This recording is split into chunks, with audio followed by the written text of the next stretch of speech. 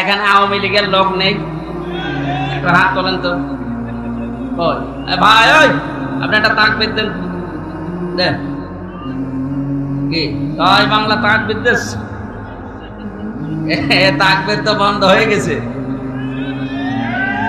ও তাকবীর আর হবে না ইনশাআল্লাহ। সামনে তাকবীর হবে আল্লাহর নামে। কালিমাতুল্লাহি হিয়াল উলিয়া, সবার উপরে থাকবে কে বলেন তো? আমরা এটা চাই। ডক্টর মোহাম্মদ ইউনূসের পেছনে লেখা আছে দেখেন, লা ইলাহা ইল্লাল্লাহু মুহাম্মাদুর রাসূলুল্লাহ।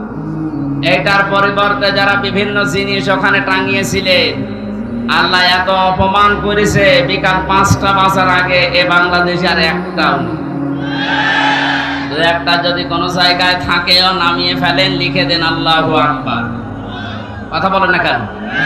আগামীতে যারা আসবে তারা যেন আল্লাহু আকবার লেখে, কারণ এনার চাইতে বড় আর কেউ আছে? যাদেরকে বড় মনে করা হয় ওগুলো তো নিচে নিচে বানানো।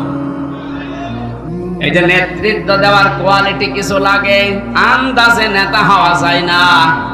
আল্লাহ পাক তার নবীর মাধ্যমে জানিয়েছেন, হে নবী, দুনিয়ায় যারা নেতৃত্ব দিতে চায়, নেতা হতে চায়, তার ভেতরে কমপক্ষে 6টা কোয়ালিটি মাস্ট বি লাগবে। 1 নম্বরে, এই পৃথিবীতে কোনো মহিলা নেতা হতে পারবে না। এটা আমি বানালাম।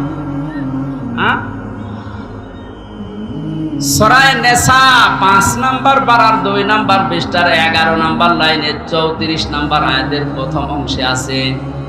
যত তাফসীর আছে বাংলাদেশে সব তাফসীর এক জায়গায় মিলান, এইটাই পাবেন। আল্লাহ পাক বলেন, আর রিজালু কাওয়ামুনা আলান নিসা। এই পৃথিবীতে পুরুষেরা হবে নেতা আর মেয়েরা হবে তাদের আজ্ঞাবহ। পুরুষরা হবে অভিভাবক।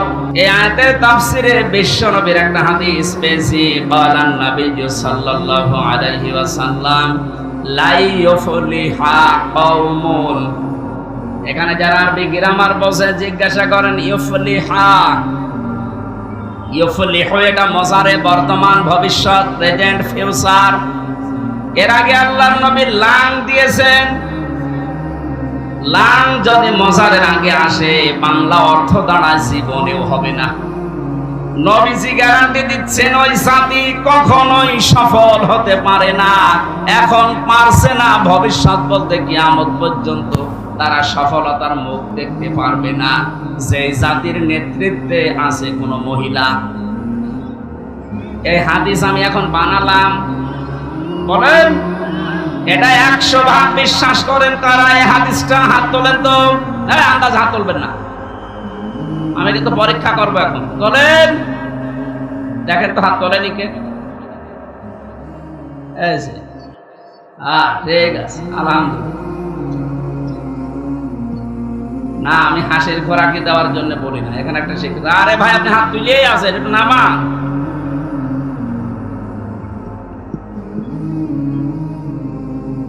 যে জাতির নেতৃত্বে কোন মহিলা আছে, সে জীবনেও সফল হতে পারবে না, এই ঘোষণা নবীজির। এই জন্য আমাদের কপাল। কথা বলেন। সুতরাং আমরা চাই নবীর হাদিসকে সামনে নিয়ে আসতে, কিয়ামতের আগে এই দেশে কোন নারী যেন আর নেতৃত্বের চেয়ারে বসতে না পারে। না, অন্য কেউ আসো। ওটা দ্বিতীয়টা বললে আবার রাগ হয়ে যাবে না তো? আমি তো আয়াত, পারা, পৃষ্ঠা, লাইন নাম্বার, সূরার নাম, তাফসীরের নাম সব বলছি। আপনি বাড়িতে মিলিয়ে দেখেন। এটা অ্যাডভার্টাইজ করছি আমি। কথাগুলো মূলত কার? এটা আছে সূরা শুআরা 19 নাম্বার পারা 12 নাম্বার পৃষ্ঠার 5 নাম্বার লাইনের 151 52 নাম্বার আয়াত। আল্লাহ পাক বলেন, যারা ইসরাফ করে, যে মানুষগুলো অপচয় করে, অপব্যয় করে, আর যারা ফাসাদ সৃষ্টি করে, বিশৃঙ্খলা সৃষ্টি করে, যারা সংশোধনের চেষ্টা করে না, এ মানুষগুলো নেতা হতে পারবে না। এবার আরবিটা বলছি দেখেন, ওয়ালা তুতিউ আমরাল মুসরিফিন আল্লাযীনা ইউফসিদুনা ফিল আরদি ওয়ালা ইউসলিহুন। রব্বুল আলামিন বলেন অনুসরণ করা যাবে না, তাদের মানা যাবে না। যেই মানুষগুলো পৃথিবীতে ইসরাফ করে, যারা অপচয় করে, অপব্যয় করে, যারা দুনিয়াতে ফাসাদ সৃষ্টি করে, সংশোধনের কোন চেষ্টা তাদের নেই, শান্তি স্থাপনের জন্য যারা চেষ্টা চালায় না, হে পৃথিবীর বান্দা বান্দিরা, তোমরা তাদের মানবা না। এই ঘোষণাকার। এখানে ফাসাদ শব্দের ব্যাখ্যায় আছে, ফাসাদ মানে মানুষের তৈরি করা নিয়ম কানুন। মানুষ হয়ে যারা মানুষের তৈরি করা নিয়ম কানুন দুনিয়ায় কায়েম করতে চায়, প্রতিষ্ঠা করতে চায়, তাদের নেতা মানা জায়েজ নেই। এটা শুধু এ পর্যন্ত রাখবেন না, বাইরে নিয়ে যাবেন। বলেন, দুনিয়াতে যারা ইসরাফ করে, অপচয় করে, অপব্যয় করে বেড়ায় দুনিয়ায়, আর যারা ফাসাদ সৃষ্টি করে, যে মানুষগুলো দুনিয়াতে মানুষের তৈরি করা আইন কানুন প্রতিষ্ঠার জন্য দল করে, মিছিল মিটিং করে, ভোট করে, চেষ্টা চালায়, এই মানুষগুলোর পেছনে থাকা জায়েজ নেই। এখানে আওয়ামী লীগের লোক নেই? একটা হাত তোলেন তো। ভাই, ওই আপনি একটা তাকবীর দেন। দেন কি তাই বাংলা তাকবীর দেশ? তাকবীর তো বন্ধ হয়ে গেছে। ও তাকবীর আর হবে না ইনশাআল্লাহ। সামনে তাকবীর হবে আল্লাহর নামে। কালিমাতুল্লাহি হিয়াল উলিয়া, সবার উপরে থাকবে কে বলেন তো? আমরা এটা চাই। ডক্টর মোহাম্মদ ইউনূসের পেছনে লেখা আছে দেখেন, লা ইলাহা ইল্লাল্লাহু মুহাম্মাদুর রাসূলুল্লাহ। এটার পরিবর্তে যারা বিভিন্ন জিনিস ওখানে টাঙিয়েছিলেন, আল্লাহ এত অপমান করেছে, বিকাল 5টা বাজার আগে এ বাংলাদেশে আর একটাও নেই। একটা যদি কোনো জায়গায় থাকেও নামিয়ে ফেলেন, লিখে দেন আল্লাহু আকবার। কথা বলেন না কেন? আগামীতে যারা আসবে তারা যেন আল্লাহু আকবার লেখে, কারণ এনার চাইতে বড় আর কেউ আছে? যাদেরকে বড় মনে করা হয় ওগুলো তো নিচে নিচে বানানো। আমার আয়াত থেকে বোঝানোর বিষয় ছিল, যারা দুনিয়ায় ফাসাদ সৃষ্টি করে, ফাসাদের প্রথম ব্যাখ্যা কি? মানুষের তৈরি করা আইন কানুন। এ বাংলাদেশে যে দল হোক, যারা মানুষের তৈরি করা আইন প্রতিষ্ঠা করতে চায়, তাদের পেছনে থাকা জায়েজ আছে, তাদের নেতা মানা জায়েজ আছে। এটা হালকা রাজনীতি হয়ে গেল নাকি? না, এটা রাজনীতি। 3 নম্বরে কোরআনে কারীম জানিয়েছে, পৃথিবীতে যারা জালেম তারা নেতা হতে পারবে না। ক্বালা ইন্নী জাইলুকা লিন-নাসি ইমামা। আমাদের আসল জাতির পিতা যিনি, বানানোটা না, যেটা আল্লাহ বানিয়েছেন, আল্লাহ বানিয়েছেন, তার নাম হযরতে ইব্রাহিম আলাইহিস সালাম। কোরআনে কারিমে আল্লাহ জানিয়েছেন, মিল্লাতা আবিকুম ইব্রাহিম হুয়া সাম্মাকুমুল মুসলিমিন। তোমাদের জাতির পিতার নাম আমি আল্লাহ ঘোষণা দিলাম ইব্রাহিম, কারণ তিনি তোমাদের নাম মুসলমান এটা রেখেছেন। এই যে এখান থেকে একটা শিক্ষা পাওয়া যায়, তিনি যেহেতু আমাদের পিতা, তিনি আমাদের কি পিতা হিসাবে যে 11টা দায়িত্ব পালন করা লাগে সন্তানের উপরে, তার 1 নম্বরে তার একটা সুন্দর নাম রাখা লাগে। আমাদের জাতির পিতা তিনি এমন একটা সুন্দর নাম আমাদের রেখেছেন, মুসলিম, আত্মসমর্পণকারী। সুবহানাল্লাহ বলতে পারেন না? এখানে অনেক বাবা এমন আছে, তারা সন্তানের ছেলে মেয়ের নাম এমন নাম রাখে, শয়তান পর্যন্ত হাসে, আল্লাহ একই জন্ম দিয়েছে। সেদিন কুষ্টিয়া এক দোকানের নামে দেখলাম মিহাদ স্টোর। কি গো? ওনারে বললাম, ভাই আপনি কি? বলে আমার ছেলের নাম। ছেলের নাম মানে? আমি কোরআন শরীফ পড়তে গিয়ে পেয়েছি বিসাল মিহাদ। আমি বললাম, মিহাদ মানে জাহান্নামের নিকৃষ্ট স্থান। কোরআনে পেয়েছি। এখানে যারা বাবা মা আছেন, অর্থবোধক একটা নাম রাখবেন সন্তানের। কথা বোঝা যাচ্ছে? আমাদের জাতির পিতা কি সুন্দর নাম আমাদের দিয়েছেন। আল্লাহ পাক বলে, দেখে 1টা 2টা না, প্রায় 50টার উপরে পরীক্ষা নিয়েছিলাম দুনিয়াতে। প্রতিটি পরীক্ষায় তোমাদের জাতির পিতা যিনি তিনি পাশ করেছেন। আমি খুশি হয়ে পুরা মানব জাতির জন্য তাকে আমি নেতা বানিয়ে দিয়েছি। হযরত ইব্রাহিম ওই দিন প্রশ্ন করেছিলেন, ক্বালা মিন যুররিয়াতি, হে আল্লাহ, এই যে নেতৃত্বের গুণাবলী, নেতা হওয়া, এটা কি শুধু আমি পেলাম নাকি আমার সন্তানাদি যারা আসবে দুনিয়ায় কিয়ামত পর্যন্ত এরাও কি নেতৃত্ব দিতে পারবে, নেতা হতে পারবে? আল্লাহ সাফ জবাব দিয়েছেন, ক্বালা লা ইয়ানালু আহদিজ যালিমিন। হে ইব্রাহিম, তোমার সন্তানাদি দুনিয়ায় যারা আসবে তারা নেতা হতে পারবে, কিন্তু কোন জালেমের জন্য আমার অঙ্গীকার নেই। এই যে ইয়ানালু, এটা মোজারে, বর্তমান, ভবিষ্যৎ, প্রেজেন্ট, ফিউচার। যেদিন ইব্রাহিমকে এই ঘোষণা দিয়েছেন ওই দিন থেকে কিয়ামত পর্যন্ত কোন জালেম মানুষের জন্য নেতৃত্ব দেওয়া জায়েজ নেই। কথা বলেন না কেন? অথচ 15.5 বছরের দিকে তাকান, সবচাইতে বেশি বড় জালেম যে, সে বড় নেতা হয়ে বসেছিল। আমরা চাই এই দেশে কিয়ামতের আগে কোন জালেম যেন আর নেতা হতে না পারে। আরো আসতে বলেন। এক জালেম থেকে আমরা অন্তত কিছুটা হলে মুক্তি পেয়েছি। পৃথিবীতে আর কোন জালেমকে আমরা চেয়ারে বসতে দেখতে চাই না। আসতে চাইলে ইব্রাহিম নবীর সন্তান হয়ে আসেন। কথা বলেন না কেন? একটা একটা করে এতগুলো গুণাগুণ বলা সম্ভব না। আমার ফাইনাল কথা এইটা, কোন জালেম নেতা হতে পারবে না। মানুষের তৈরি করা আইন যারা প্রতিষ্ঠা করতে চায় তারা নেতা হতে পারবে না। কোন মহিলা নেতা হতে পারবে না। আর একটা বলি নাকি, এটা আছে সূরা নিসা 5 নাম্বার পারা 6 নাম্বার পৃষ্ঠা 11 নাম্বার লাইনের 59 নাম্বার আয়াতের প্রথম অংশে আছে, ইয়া আইয়ুহাল্লাযীনা আমানু আতিউল্লাহা ওয়া আতিউর রাসূলা ওয়া উলিল আমরি মিনকুম। আল্লাহ পাক বলেন, ইমানদারেরা, আমি আল্লাহর আনুগত্য করো, আমার রাসূলের আনুগত্য করো, আর তোমাদের ভেতরে যারা উলিল আমর আছে, যারা নেতৃত্ব দেয়, তাদেরকে মেনে চলো। এই যে আতিউ, এই ফেল, এই ভার্ব, এই ক্রিয়া, এটা আল্লাহ নিজের নামে আর রাসূলের নামে দিয়েছেন, কিন্তু উলিল আমরের আগে যারা নেতা হবে তাদের আগে দেয়নি। মুফাসসির ফি জিলালিল কোরআনে সাইয়্যিদ কুতুব লিখেছেন, কেউ যদি আল্লাহ রাসূলকে মানতে চায় সে যেন কোনো প্রশ্ন না করে।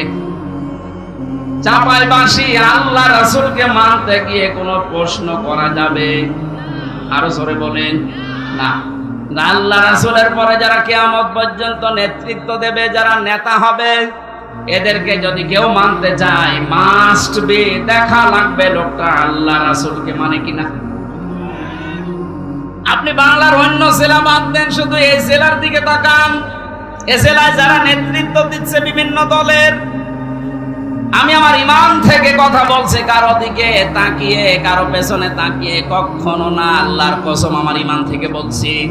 আপনি এই চাঁপাইনবাবগঞ্জের পুরা জেলা মিলান, 63 জেলা বাদ দিয়ে দিলাম, আল্লাহ রাসূলকে যে একটা মেনে চলবে, ও যদি আমার আত্মীয় নাও হয়, আমি যে দল করি ওই দলের লোক যদিও নাও হয়, ওকে মেনে চলা ফরজ। আর কথা বলেন না কেন? মেনে চলবেন কি দিয়ে? তার আনুগত্যের মাধ্যমে। সামনে যদি এমন কোন পরিস্থিতি আসে যে তাকে মানতে হলে রায় দেওয়া লাগবে, এই রায় দেওয়া ফরজ। যদি এই পরিস্থিতি আসে যে তাকে ভোট দেওয়া লাগবে, ভোট দেওয়া ফরজ। আমি এটা বানালাম। এই আয়াতের এক আয়াত আগে আপনি একটা আয়াত আছে, ইন্নাল্লাহা ইয়া'মুরুকুম আন তু'আদ্দুল আমানাতি ইলা আহলিহা। আল্লাহ পাক বলেন, অবশ্যই আমি তোমাদেরকে নির্দেশ দিলাম। বলেন তো, নির্দেশ হামজার কার? ইন্নাল্লাহা, অবশ্যই আমি আল্লাহ, ইয়া'মুরুকুম, তোমাদেরকে আদেশ করছি, আন তু'আদ্দুল আমানাতি ইলা আহলিহা। এখানে বহু বচন আছে, তাফসিরে এটা মারেফুল কোরআনের ভেতরে পাবেন, আল্লামা শফি লিখেছেন, কোন মানুষ যদি আমানতের ব্যাখ্যায়, আমি এখানে 7টা অর্থ পেয়েছি। 1 নাম্বার অর্থ হচ্ছে আমানত মানে কোনো কিছুকে রায় দেওয়া, প্রতিষ্ঠা করা, ভোট দেওয়া। বলেন আমানত মানে ভোট? হ্যাঁ, ভয় কার্ডটা ওখানে লেখা আছে, আপনি নিয়ে আসেন। সুতরাং আমার কথা স্পষ্ট এবং ফাইনাল, আল্লাহ রাসূলকে যে লোকটা মেনে চলে, এই মানুষটাকে যেহেতু মেনে চলা ফরজ। কি বলেন বলেন? ফরজ হলে আমার একটা আমানত যদি লাগে সামনে, আমার আমানতটা তাকে পৌঁছিয়ে দেওয়া, তার প্রাপকের কাছে। এ নির্দেশ কার? আমার এই আমানতটা আমি যেন আমার সঠিক জায়গায় পৌঁছিয়ে দেয়, যেহেতু নির্দেশ দিয়েছেন আল্লাহ। আমি আবার এই 4 নাম্বার পয়েন্টটা বলছি। নেতা এই শব্দটা দুনিয়ার না, এটা আখিরাতের সাথে সম্পর্কিত। আল্লাহ রাসূলকে যে মেনে চলে না, তাকে মানা জায়েজ নেই, হারাম। কেন বলেন তো? কারণ কিয়ামতে আল্লাহ যখন আপনাকে ডাকবেন বিচার করার জন্য, আপনাকে একা ডাকবেন না। ইয়াউমা নাদউ কুল্লা উনাসিম বিইমামিহিম, সূরা বানী ইসরাঈলের 71 নাম্বার আয়াতের প্রথম অংশে আছে। 15 নম্বর পারা 8 নাম্বার পৃষ্ঠা 3 নাম্বার লাইনে। এটা তাফসীরে ফি জিলালিল কোরআনে পাবেন। আল্লাহ পাক বলেন, প্রতিটি মানুষকে আমি আল্লাহ আমার কাছে ডাক দেব তার নেতার সাথে। আগে নেতা, এরপরে কর্মী। ও বাংলার মানুষেরা, নিজের বিবেককে প্রশ্ন করেন তো, যে নেতার পেছনে আপনি স্লোগান দেন, সে যে নেতাই হোক, এই নেতা যদি কিয়ামতে আপনার সামনে থাকে, আপনি তার পেছনে, কি মনে হয় আল্লাহ ওকে দেখে মাফ করবে বলে আপনার বিশ্বাস হয়? না। কারণ তার সূরাত, সিরাত, তার চেহারা। যেই নেতা নিজের জান বাঁচাতে গিয়ে দাড়ি কেটে নম হয়ে যায়, এরকম মানুষের পেছনে আপনি থাকতে পারেন? আরো আসতে বলেন। যারা সুযোগ পেলে কোটি কোটি টাকার মালিক হবে, এরকম নেতার পেছনে আপনি থাকতে পারেন? তার যে চরিত্রই তো আপনি জানেন, খালি মাইন্ড কাটিং করার নিয়ত। কিছু পাইনি, তারপরও দেখে যাচ্ছে থালা এখনো হাতে পাইনি, এরপরও শুরু হয়ে গেছে আল্লাহর নাম নিয়ে, বিসমিল্লাহির রহমানির রহিম। আপনি এখনই জানছেন যে তার চরিত্র যদি এই হয়, আর যদি থালা হাতে পায়, ধরাকে সরা জ্ঞান করবে। ও বলবে তখন যে বাবা শাহজালাল সব হালাল। এইরকম মানুষের পেছনে আপনি আছেন, কিয়ামতে ওকে আল্লাহ আগে ডাকবে, এরপরে আপনাকে। বলেন, ওনার যে পরিবার, ওনার যে সমাজ, ওনার যে আদর্শ, ওই লোকটাকে দেখলে আল্লাহ মাফ করবে না। আপনি নিজেই বলছেন যে না, আল্লাহ মাফ করবে না। কারণ তার নিজেরও পর্দা নেই, তার বড় পর্দা নেই। এই কথা বলছেন না? তার নিজের যেমন বাস্তবতা ঠিক নেই, তার পরিবারের বাস্তবতা ঠিক নেই। এইরকম মানুষের সাথে কিয়ামতে আপনি উঠলে আপনার কি হবে বলেন? আমি আপনাকে বাঁচাতে চাই, যদি বলেন না, তাহলে আপনার এখানে থাকার দরকার নেই, আপনি অন্য জায়গায় যান। এই যে আসার সময় রাজশাহী থেকে দেখলাম কোন জায়গায় যেন পূজা চলছে, 12 মাসে 13 পূজা হয় না, এই একটা। আপনি যান, ওখানে চলে যান। আমি আপনাকে সত্যি বাঁচাতে চাই। আল্লাহ রাসূলকে যে মানে না, সে যদি আপনার বাবাও হয়, তাকে মানা জায়েজ নেই, হারাম।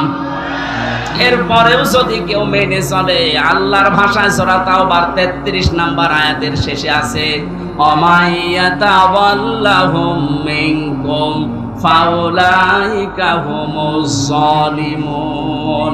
এই লোকটা হবে জালেম। কি হবে?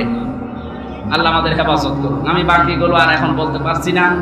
যে 4টা বললাম, একটা একটা করে মিলিয়ে দেখেন যে নেতৃত্ব আসলে দেবে কে, কাকে নেতা মানা জায়েজ। এটা দুনিয়ার বিষয় না, এটা সম্পর্কিত আখিরাতের সাথে।